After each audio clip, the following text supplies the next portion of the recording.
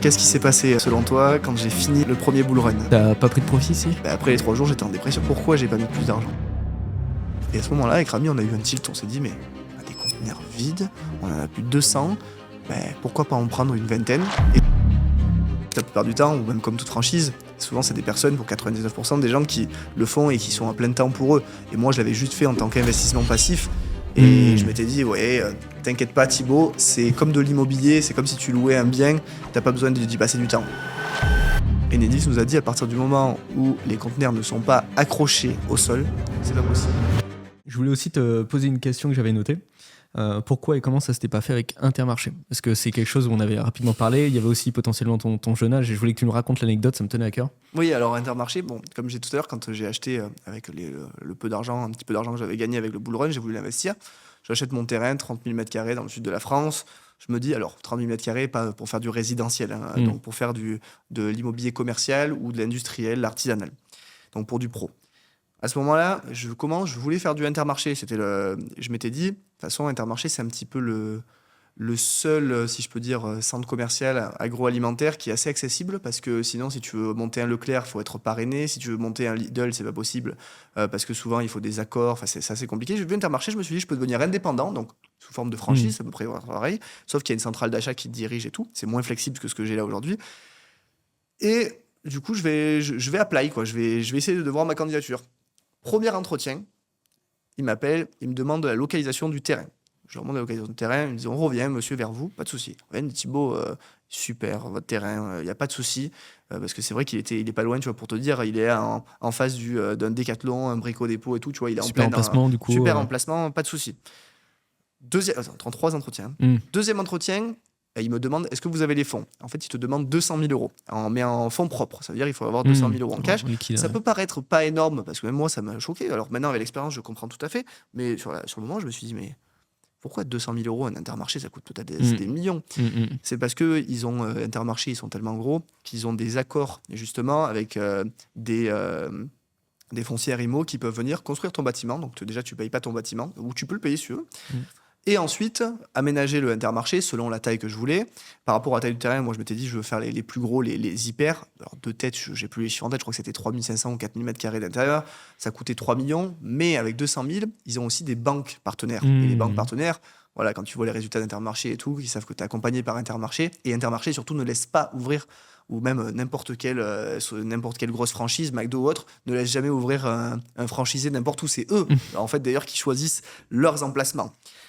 Et du coup, deuxième entretien, 200 000 euros. Je leur dis, écoutez, oui, j'ai bien les 200 000 euros. Je suis trop content. Ils me disent, vous allez passer à la dernière phase. Troisième phase, ils disent, pour valider votre process, mais je pense qu'il n'y aura pas de souci, il nous faut votre CV et savoir vos années d'expérience. Et je dis, écoutez, j'ai pas d'années d'expérience parce que je suis en train de démarrer. Vous voyez, c'est fin du Covid.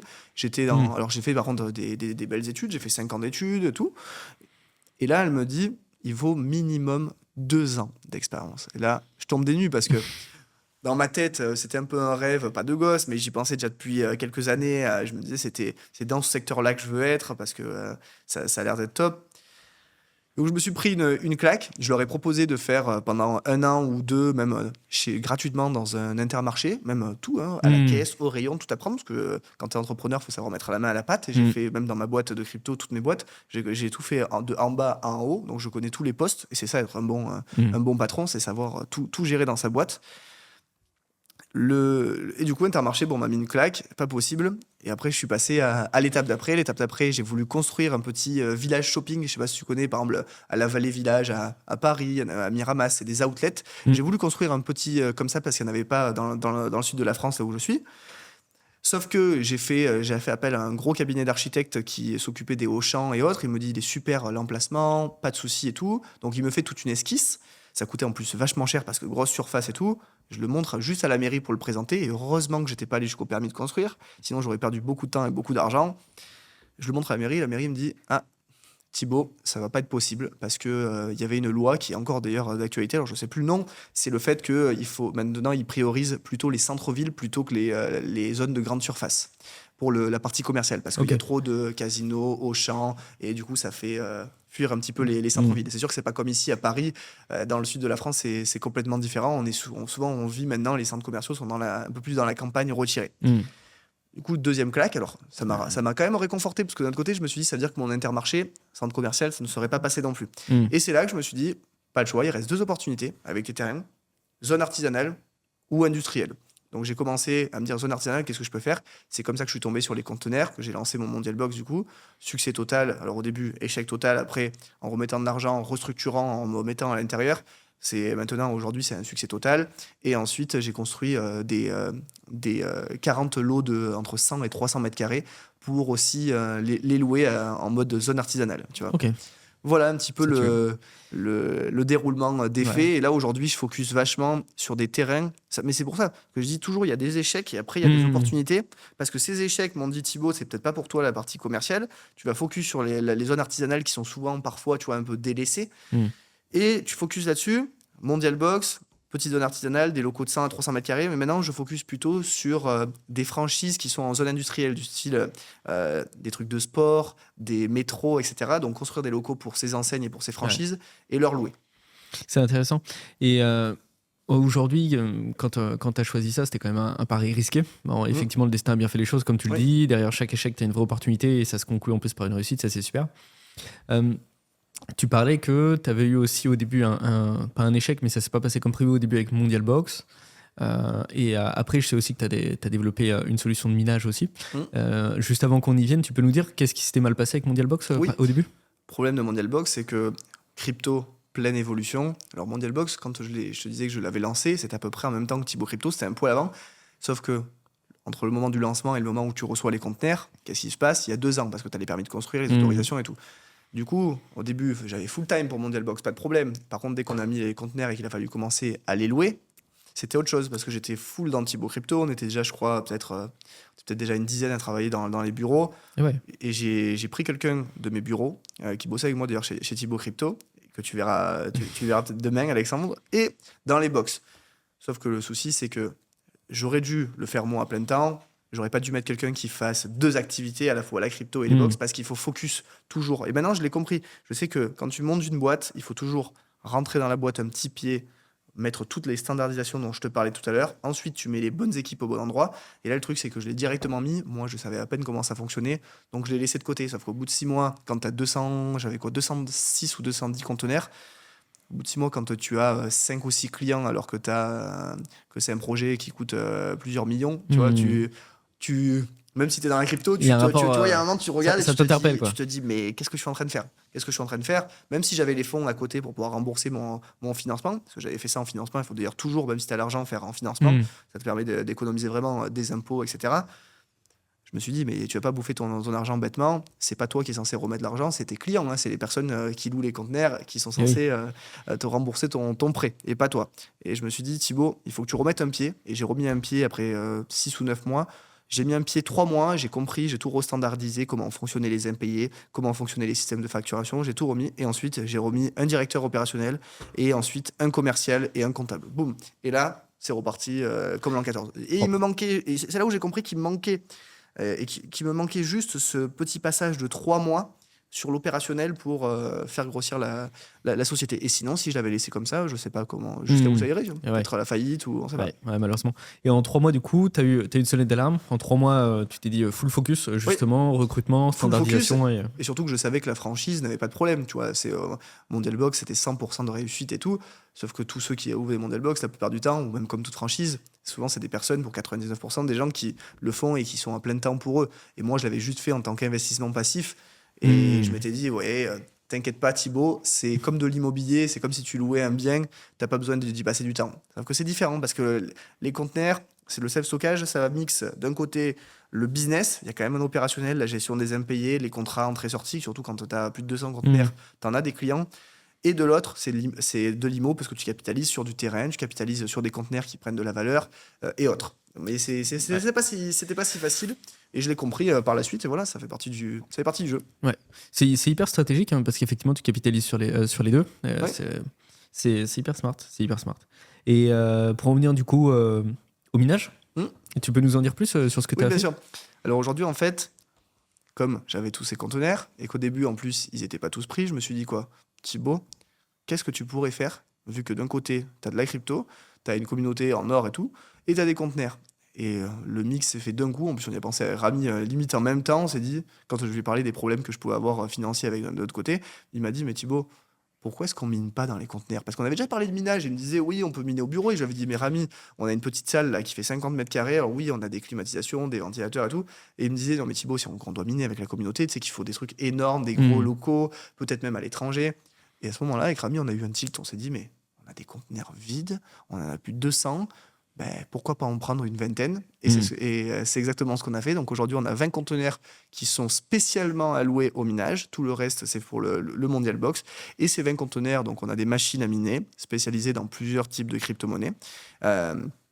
Et ensuite, on est en train de créer en fait, le premier concept, du moins en France, de crowd mining. Tu sais, tu as le crowdfunding où tout le monde lève des fonds pour pouvoir investir. Donc, ça te permet, par exemple, de pouvoir investir 100 € ou 1000 € dans la construction de biens immobiliers. C'est le crowdfunding. Et ben, le crowd mining, c'est de pouvoir commencer à investir quelques centaines d'euros, quelques milliers d'euros dans le minage. Alors qu'aujourd'hui, tous ceux qui connaissent un petit peu la crypto, qui nous écoutent, savent que le minage, les RIX, les RESASIX, ça coûte directement minimum 2000, 5000, voire 10 000 €.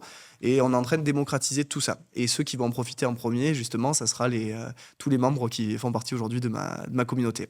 Super, ça tue. Et c'est encore une fois, c'est hyper smart parce que tu maîtrises une chaîne de valeur à travers ça, à travers la petite porte d'entrée de la communauté, etc. C'est hyper intelligent. C'est hyper intelligent. Et aujourd'hui, ça, c'est quelque chose que vous faites, si je comprends bien, du coup, en France. Oui, c'est quelque chose en France. Et c'était un pari de le faire en France. Parce que de base, c'est pour ça que ça nous était même pas venu à la tête. Parce que Rami me disait toujours, alors on le fait dans le bureau à petite échelle, ou sinon on part. Où est-ce qu'il m'avait dit? Il m'avait dit dans des pays de l'Est ou alors Arabie Saoudite, quelque part où l'électricité coûte bien, bien moins cher. Et on s'est dit, pourquoi pas relever le pari? Comment faire pour que... Parce qu'aujourd'hui, le minage, on peut le faire partout. La seule condition, c'est l'électricité. On s'est rapproché. Alors là, c'était toute une histoire. Ça nous a pris presque 1 an de recherche.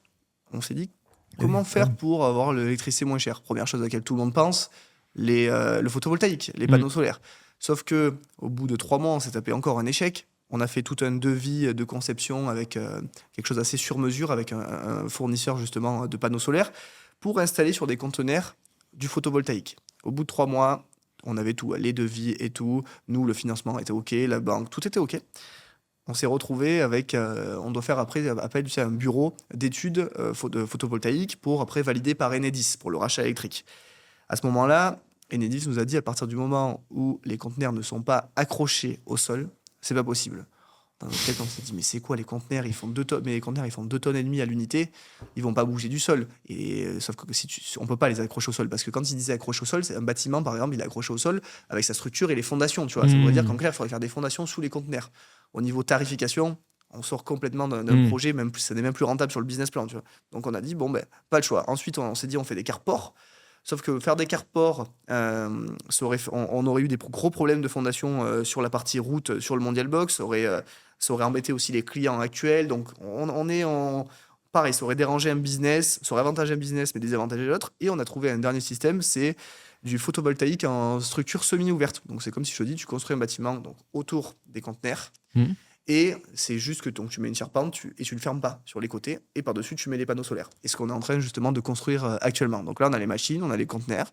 Il ne manque que maintenant la partie photovoltaïque à poser par-dessus. Et ensuite, on va commencer à en parler à la communauté. Super. Et ça, c'est quelque chose qui serait du coup déployé quand, si je comprends bien? Je dirais fin 2025. Fin 2025 ouais. Ça, pour prendre large. On pensait, pour être honnête, on l'avait dit à la communauté, on avait dit fin 2024, on fera en sorte. Alors, on a respecté tout. Tu vois, l'installation des conteneurs, tout était OK. Terrassement, tout était OK. Permis de construire, proposer les conteneurs. Machines reçues, tout. Sauf que la partie photovoltaïque, on a eu le souci, comme je t'ai dit, 1 an de retard sur les recherches. Parce que sans photovoltaïque, le projet n'est même pas rentable avec le coût de l'électricité en France. C'est ça qui nous a amené vraiment une rentabilité derrière. C'est bien parce qu'effectivement, il y a beaucoup d'acteurs qui partent directement dans les pays à l'électricité beaucoup moins chère, soit en Amérique latine, justement en Arabie Saoudite ou même en Centrafrique. Et c'est vrai que c'est un pari.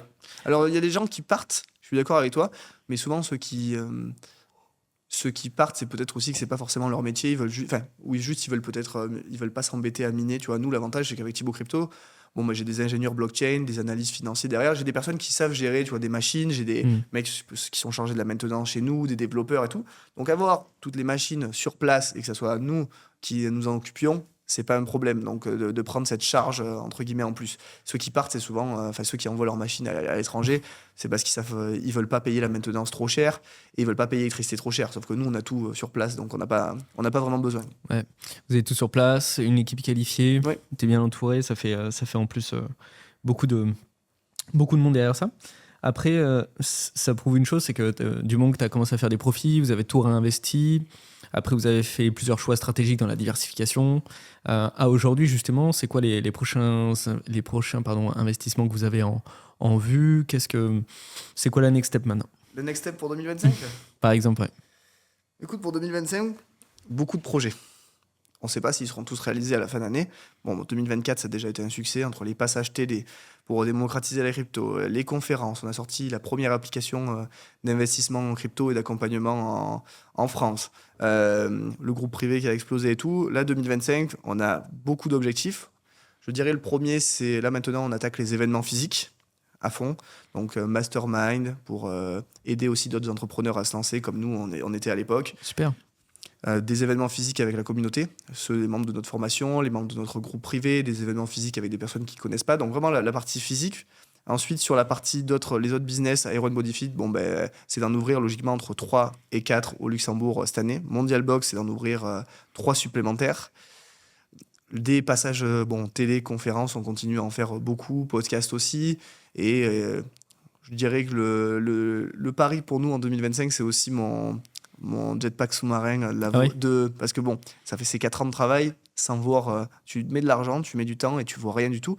Parce que quand tu développes une start-up, surtout dans ce milieu-là, tu travailles avec des ingénieurs, toi, tu es le businessman, tu es entre guillemets celui qui va commercialiser tout ça.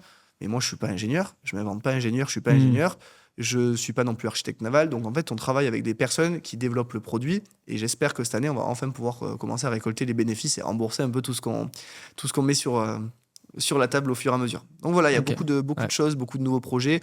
Mais on va rester focus. Pour l'instant, j'ai décidé d'arrêter de me diversifier. Je garde mes 4 sociétés, que ce soit la partie promotion, la partie Thibaut Crypto, la partie franchise, Mondial Box. J'en reste là parce qu'il y a un moment, en tant qu'entrepreneur, tu dois te poser la question, il faut diversifier pour si jamais tu as un souci, comme j'ai fait avec Thibaut Crypto. Je me suis dit, si jamais Thibaut Crypto s'arrête, il faut que j'ai des revenus. Mais de l'autre, il ne faut pas non plus se dire, je vais prendre tout l'argent que j'ai fait en crypto ou tout l'argent que je fais au quotidien avec ma société pour l'investir ailleurs parce que tu vas ralentir la croissance de ta société principale. Donc là, j'ai décidé de rester pour 2025 sur ces projets-là, juste continuer à développer gentiment dans la même direction et avancer. Ouais, intéressant. C'est bien parce que tu as une vraie vision et on voit que tu as un retour vraiment opérationnel. Et aujourd'hui, si effectivement en plus vous commencez à arriver à avoir des résultats avec le jetpack, ce qui serait l'aboutissement de ces 4 ans, je serais curieux d'en savoir plus. Moi, j'ai hâte de voir tout ça. Et 2025, on peut pas t'accueillir sans parler aussi du bull run. Si on devait donner, je parle pas de pépites, je parle vraiment de narratif en citant ça. Il y a des sujets sur lesquels que tu affectionnes particulièrement pour ce bull run. Oui, tout à fait. J'ai fait, la semaine dernière, tu vois, j'étais dans mon challenge. Donc, pour ceux qui ne connaissent pas, j'ai fait 5 jours en live. J'ai fait plus de 25 heures de live en 5 jours où j'ai expliqué la crypto-monnaie. Et le but de ce challenge sur les réseaux sociaux semaine dernière, c'était vraiment de dire, écoutez les amis, pour ceux qui ne me connaissent pas et même ceux qui ont déjà des bases, en 5 jours, je vais vous faire économiser 1 an de vidéos YouTube. Au lieu de regarder des vidéos YouTube pendant 1 an et d'aller chercher des infos, moi, en 5 jours, vous m'écoutez en live, je vais tout vous résumer, vous aurez toutes les bases. D'ailleurs, ça a été un réel succès, il y avait 4000 inscrits, il y avait entre 500 et 1000 personnes en live tout le temps, enfin, c'est super. Et comme je leur ai dit, je vois pas la crypto en mode... je vais pas vous donner juste bêtement des cryptos sur lesquels investir en 2025. Je vais plutôt vous donner des secteurs qui sont clés. Le premier secteur, pour moi, qui est clé... ça serait les RWA, Real World Assets, le fait de tokeniser des actifs. Là-dedans, c'est facile sur les RWA. Bon, il y a quelques cryptos, bien sûr, que j'affectionne. Mais comme je leur disais, le but, c'est qu'après, vous choisissiez vos projets, mais déjà une fois que vous aviez le secteur. Deuxième secteur, le métaverse. Ça peut paraître bizarre. Tout le monde m'a dit, mais Thibaut, pourquoi le métaverse? Il y a 3 ans. C'est contre-intuitif, ouais. Facile. Qu'est-ce qui se passe là en ce moment avec Mark Zuckerberg qui est en train de revenir à la charge avec ses lunettes pour lunettes connectées à ChatGPT, etc. Donc c'est un peu une sorte de métaverse. C'est juste qu'ils ont compris, et c'est comme le Apple Vision Pro avec le casque, ils ont compris que le casque c'était un peu trop lourd peut-être, et que du coup avec des lunettes, ils pouvaient faire la même chose. Et ça va faire revenir le métaverse. Et surtout la connexion qu'il y a en ce moment entre les États-Unis, les élections, plus Zuckerberg avec ses lunettes, plus l'IA, le métaverse va revenir. Donc pour moi, c'est le deuxième secteur clé. Ensuite, alors sur le métaverse, c'est un peu facile, il n'y a pas beaucoup de crypto sur lequel focus. Peut-être Mana, Sound, etc. J'en donne quelques-unes aussi, parce qu'il y en a qui vont commenter le podcast. Troisième secteur, je dirais la DeFi. C'est le secteur clé. Tous les ans, de toute façon, ça fait 4 ans que je le répète à ma communauté. La DeFi, c'est la base, de toute façon, de la crypto-monnaie. Hein. Donc, c'est le pont, clairement, qui montre la différence d'un côté entre les banques et la crypto. Donc, c'est la base de la finance décentralisée. Donc, la DeFi, c'est ce pourquoi il y a des smart contracts, ce pourquoi la crypto existe. Donc, il y a toujours la DeFi les crypto DeFi qui vont continuer à exploser. Et pour donner peut-être 2 derniers secteurs, alors là c'est dans l'ordre que je te donne, hein. C'est RWA en premier, mon préféré, ensuite Metaverse, DeFi, et je finirai avec les secteurs de l'IA, parce que bon, tout bouge, et surtout là c'est avec ChatGPT, ce qu'ils sont en train de faire, c'est tout va très vite, et il y a beaucoup il y a Google, Microsoft qui sont tous en train de lancer un peu leur IA, donc les crypto IA, et surtout qu'il y a une vraie connexion entre les crypto-monnaies et l'intelligence artificielle aujourd'hui, par rapport au stockage de données, etc. Donc, crypto IA, j'en avais donné d'ailleurs une à une conférence il y a 1 an et demi, c'était FET. FET qui a pris bon, c'était une des principales. Comme j'avais dit, c'était pas forcément la grosse pépite, mais elle a quand même fait une belle performance. Donc là, c'est un secteur aussi auquel vous pouvez tous aller regarder. Et dernièrement, je dirais l'interopérabilité avec les crypto-monnaies comme, j'en donne une aussi, Quant. Pourquoi ? Parce que l'interopérabilité, c'est comme si je vous dis comment est-ce qu'aujourd'hui on fait un transfert où toi, tu es par exemple à la Société Générale, moi je suis au Crédit Agricole, je te fais un virement. Mais comment c'est possible alors que toi, tu es une banque et moi je suis une autre banque ? Ça, c'est possible parce que c'est le système bancaire qui nous le permet. On est dans le même système bancaire. Avec l'interopérabilité, c'est pareil. Il y a plusieurs blockchains aujourd'hui, sauf que pour envoyer de l'argent, quand c'est d'une blockchain et qu'il y en a une autre, l'interopérabilité, c'est le pont entre les deux. Donc l'interopérabilité, c'est les cryptos spécialisés là-dedans, c'est le pont qui unit les deux blockchains. Ouais. Intéressant. Et tu vois, le RWA, j'avoue que je fais plutôt partie de la team où je suis ultra bullish justement sur l'IA. Il y a aussi un gros courant autour des RWA. Bon, l'avenir nous le dira. Et c'est vrai que je suis assez bullish sur l'IA. La DeFi, je fais partie des ultra Caspa. Je peux pas me faire des amis, mais je fais partie des ultra Caspa, des early adopters justement, où j'avais commencé à l'acheter à 1 centime et tout. J'étais ultra bullish. Et plus ça va, plus je vois le secteur de l'IA qui est en train d'exploser. Les RWA, je suis pas sceptique du tout. Mais je dis juste que je pense, à mon avis, qu'il y aura un gros courant autour de l'IA de narrative, surtout avec les agents IA qui arrivent ici, parce qu'il y a un vrai tournant depuis ces dernières semaines, le gouvernement avec le remaniement à Trump, Musk, etc. C'est la folie ce qui est en train de se passer. C'est insane. C'est insane. La folie. J'ai tous mes amis là qui m'écrivent et qui, à l'époque, étaient pas la crypto. Ils me disaient, mais Thibaut, je croyais que t'étais fou. Mais en fait, soit c'est le monde qui est fou, et Trump et tout, ils sont encore plus fous que toi, soit je comprends rien. Tu vois, les gens... donc oui, pour les investisseurs comme moi, on se dit qu'en fait, on a réussi à comprendre quelque chose avant, et surtout que c'est en train de tout se concrétiser. Alors, je t'avoue quand même, et ça c'est quelque chose que je le dis à toutes mes conférences, je suis obligé d'en parler, parce qu'il y a tout le monde qui dit « Oh, je suis trop content que les cryptos, ça explose ». Moi, je suis un des rares quand même, je suis très content que ça explose, mais je suis un des rares à être content dès maintenant. Parce que, petite anecdote, tout à l'heure, tu me disais que là, tu étais sur ton premier bull run. Donc, j'ai en train de vivre ton premier bull run. Comme je t'ai dit, tu feras plein d'erreurs, c'est normal, c'est l'expérience. Moi, mon premier bull run, déjà, j'ai pas fermé quand on était au sommet, c'est normal, je savais pas qu'on ne peut pas jamais savoir quand c'était le sommet. J'ai quand même sécurisé assez d'argent pour vivre, donc ça, c'est top. Mais surtout, qu'est-ce qui s'est passé, selon toi, quand j'ai fini le premier bull run ? T'as pas pris de profit ici ? J'ai pris des profits, mais sécurisé, mais sur 3 jours de folie dans ma tête, t'imagines, t'es à peine majeur, tu gagnes beaucoup d'argent, dans ta tête tu te demandes ce qui se passe, tu te demandes même si c'est réel, tu vois, j'ai fait un retrait pour être sûr que ce soit possible. Après les 3 jours, j'étais en dépression. À la fin du jeu, crise de sens. Pourquoi j'ai pas mis plus d'argent ? Pourquoi j'ai pas mis plus d'argent ? Alors que j'avais de l'argent qui dormait, mes parents m'avaient mis des petits livrets, pas beaucoup, hein, mais j'avais un peu d'argent qui dormait, sauf que par rapport à ma mise, ça représentait 6 ou 7 fois ce que j'aurais pu mettre, tu vois. Et sauf qu'en plus, j'avais pas forcément besoin d'argent, mes parents m'ont toujours donné ce que j'avais envie, tu vois. jamais eu forcément des gros hobbies quand j'étais plus jeune. Même aujourd'hui, je suis quelqu'un quand même d'assez simple. Et je me dis, mais Thibaut, tu aurais pu mettre, peut-être pas tout, mais tu aurais pu mettre x2, x3, tu aurais x2 ou x3 d'argent il y a quelques années, parce que j'ai encore, avec les autres bull runs, ça a encore monté, mais ça, ça a été le pire moment, un des pires moments de ma vie, parce que je me disais, pourquoi t'as pas mis plus? Donc, quand je te dis, là, c'est top, ça passe, alors je suis très content parce que ça se démocratise, mais je suis pas de la team qui veulent voir déjà le Bitcoin, parce que là, maintenant, tous les mois, tu vois, je remets de l'argent en crypto, je me dis, au plus ça dure, et même si ça dure 10 ans. La dernière fois, je disais à un ami, mais tu sais, si ça dure 10 ans, les cryptos, ben moi, c'est toi pendant 10 ans, tous les mois, avec mon salaire, je remets de l'argent. Et bon, là, si ça explose, je suis déjà très content, ça fait des années que je le fais, tu vois, mais dans 10 ans, ben là, moi, je sais que j'aurais mis tout ce que je pouvais, tu vois, ma maison.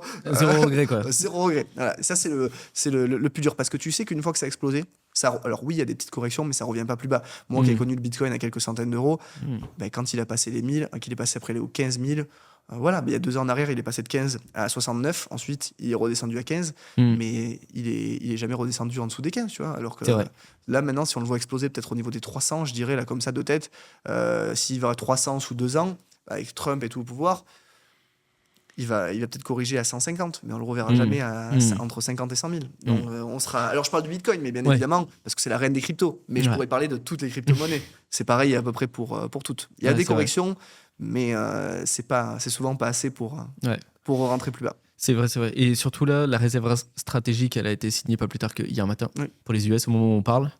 Donc, c'est juste incroyable ce qui est en train de se passer. Vraiment. C'est assez incroyable ce qui est en train de se passer. Super. Est-ce que tu aurais un petit mot à conclure? Tu as déjà apporté énormément de valeur sur la crypto, justement, sur tes astuces. Est-ce que tu aurais un mot de la fin à donner? Je sais qu'aujourd'hui, on se rencontre parce que tu es en présentiel sur Paris avec nous et tu bouges beaucoup. Est-ce que tu peux dire justement pourquoi tu es ici? Oui, bien sûr. Alors, j'ai 2 mots pour conclure.